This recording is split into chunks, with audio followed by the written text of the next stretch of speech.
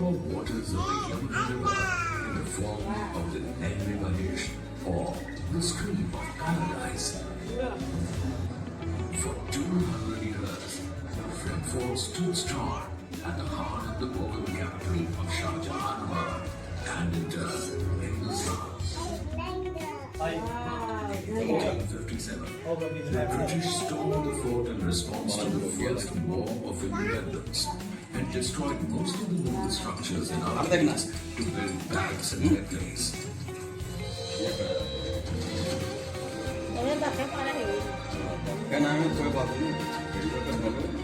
Finally, on August 15, 1947, the sun rose on the new. On this momentous occasion, the Honorable Prime Minister unfurled the Indian tricolour from the ramparts of the Red Fort for the very first time. Ever since, the Red Fort has stood tall as a symbol of unity in our country, embodying the glory of our past, present, and future. Total 21 बुर्ज थे यहाँ पे। इस तरह के कुछ ये बुर्ज दिखते थे। यहाँ पे आर्मी होते थे और ये लाल किला की सुरक्षा के लिए होते थे, तो ये लाल किला को सिक्योर करते थे। यहाँ पे गेट की तस्वीर लगी हुई है, इस फोटो को आप देख सकते हैं। ये कुछ बुर्ज की इमेज है।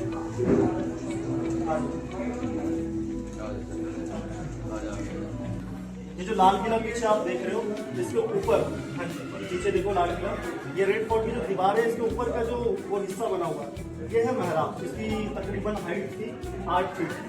तो आगे यहाँ से भी देख सकते थे, कोई आ रहा है जा रहा है, वो देख सकते हैं। आगे हम बढ़ेंगे छत्ता बाजार की।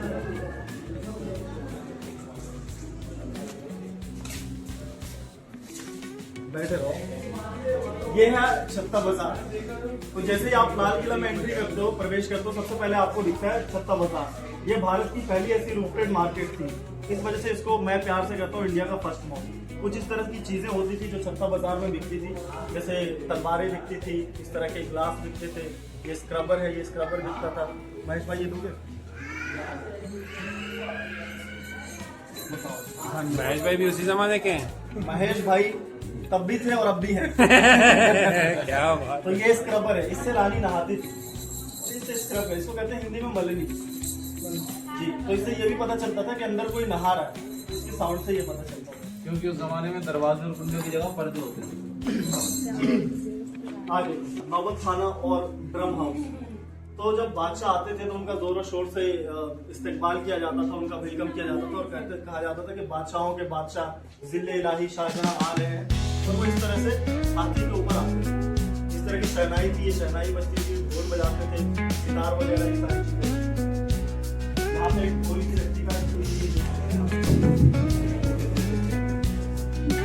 हम लोगों का दरबार।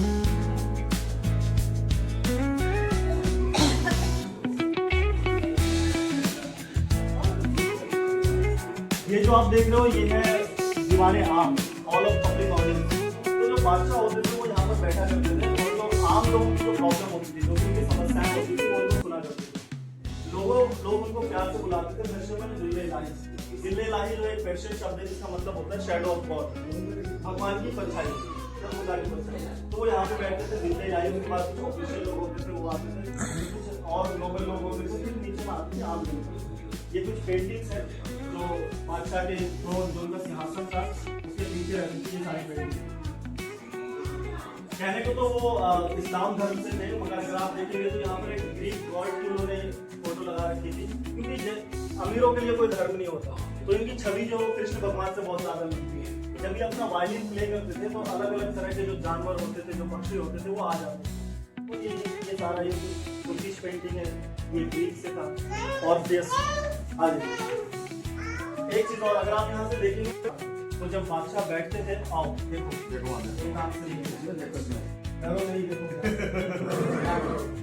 तो जब बादशाह वहां बैठते थे तो उनको वहां से नॉर्मल खाना दिखता था।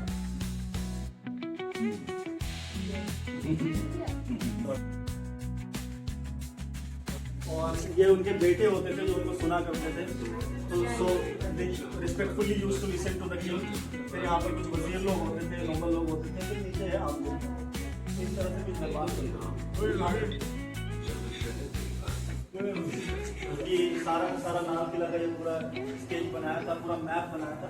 ये आप देख लो अलग अलग जगह पर अलग अलग नंबर दिए गए। ये सारी चीजें अभी अवेलेबल है हमारे पास। रेस्ट ऑफ चीजें जो बची हुई चीजें जहाँ पे नंबर दिए वो सारी चीजें डिस्ट्रॉय हो गई। तो जैसा मैंने पहले बताया कि जब अंग्रेजों ने हमला किया तो उन्होंने 80% हिस्सा लाल किला का तोड़ दिया। अभी जो हमारे पास बचा हुआ है ये 20% और हम लोग अभी खड़े हुए यहाँ ये जो आई का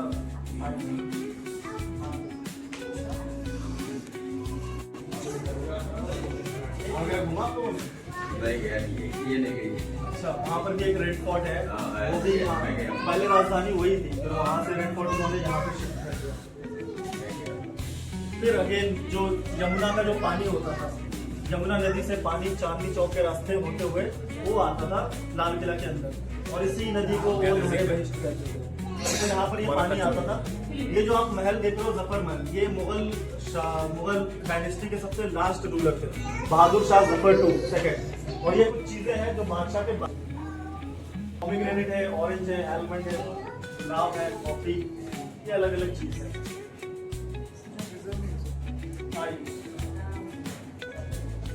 Good idea.